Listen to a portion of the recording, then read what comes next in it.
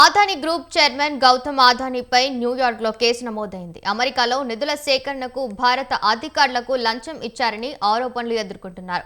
గౌతమ్ ఆదానీ, ఆయన బంధువు సాగర్ ఆదానీతో సహా మరో 7 నిందితులుగా చేరారు.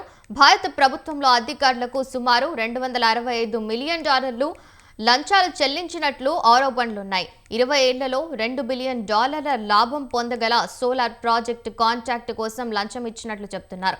ఆదాని గ్రీన్ ఎనర్జీలో అక్రమ మార్గాల ద్వారా ఆ కంపెనీ రుణదాతలు, పెట్టుబడిదారుల నుంచి $3 బిలియన్ పైగా బాండ్లను సేకరించిందని అధికారులు అభియోగాలు మోపారు.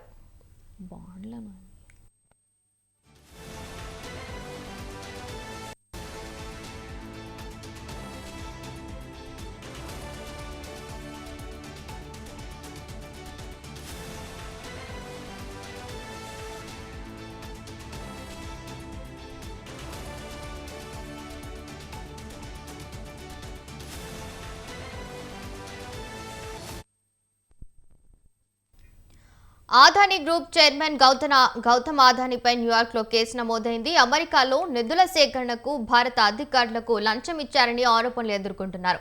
గౌతమ్ ఆదానీ, ఆయన బంధువు సాగర్ ఆదానీతో సహా మరో 7 ఇందులో నిందితులుగా చేరారు. భారత ప్రభుత్వ అధికారులకు సుమారు $265 మిలియన్ లంచాలు చెల్లించినట్లు ఆరోపణలున్నాయి. 20 ఏళ్లలో $2 బిలియన్ లాభం పొందగల సోలార్ ప్రాజెక్టు కాంట్రాక్ట్ కోసం లంచం ఇచ్చినట్లు చెబుతున్నారు.